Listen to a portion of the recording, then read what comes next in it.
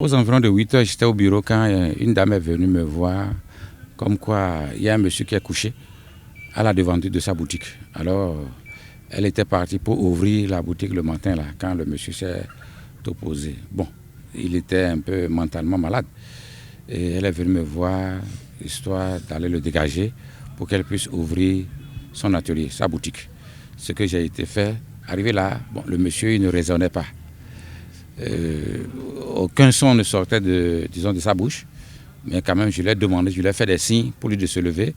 Il se lève, il va encore se rasseoir, il se lève, il va se rasseoir encore. Et j'ai demandé aux jeunes qui étaient à côté de m'aider à le déplacer. Donc nous l'avons déplacé, on l'a dégagé de la boutique. Je suis allé le faire asseoir sur un banc. Moi, j'ai demandé à la dame de nettoyer ce qui était à la devanture. Il y avait la bouillie et des sachets de pure water qu'il était en train de prendre. Bon, j'ai demandé à la dame donc de dégager tout ça là et de faire un peu de ménage tout autour et d'ouvrir sa boutique. C'est ce qu'elle a fait. Moi, je suis revenu. C'est aux environs de 9 heures qu'un jeune est encore revenu me voir pour dire « Ah, le vieux là, il semble qu'il ne respire plus ». C'est là où je suis encore reparti sur les lieux et j'ai réellement touché son pouls. Je voyais qu'il n'y avait aucun signe. Il était effectivement mort. C'est là où j'ai appelé le chef du premier arrondissement qui m'a donné en même temps des consignes et il m'a demandé d'aller rapidement au commissariat. Et j'ai été voir aussi là-bas le commissaire. Et tout de suite, on a mis en même temps les éléments en branle. Et nous sommes partis chercher une responsable du centre de santé de Tourou qui s'est déplacée aussi pour venir faire l'autopsie. Donc juste après celle-là, la police a appelé le procureur. D'abord, la police même s'est déplacée sur les lieux et ils ont fait aussi leur constat. Et tout de suite, ils ont appelé le procureur qui a donné aussi les consignes. Sur place, nous avons rencontré aussi la communauté nigérienne qui vit au niveau de l'autogare, ceux qui mènent les activités au niveau de l'autogare.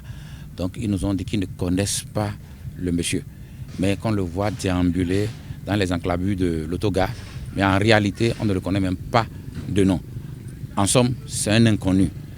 Mais avant-hier, nous avons prié avec lui au niveau de la petite mosquée qui se trouve dans les Téquerets là. Nous avons prié ensemble avec lui, j'étais témoin, et il a demandé à ce qu'on lui fasse des gestes afin qu'il se rende à Malanville pour se soigner. Bon, ce que chacun a pu faire, mais jusque-là, il n'est pas parti. Et c'est ce matin maintenant qu'on m'a déplacé, on m'a appelé pour dire qu'on l'a retrouvé mort. Il doit avoir la cinquantaine. Il n'avait pas montré des signes de maladie au départ. Donc nous, on s'est dit, on n'a pas pu avoir le contenu du bilan que la responsable du centre de santé de Tourou a fait. Mais on s'est dit quand même qu'il était malade physiquement. Mais mentalement, il n'allait pas.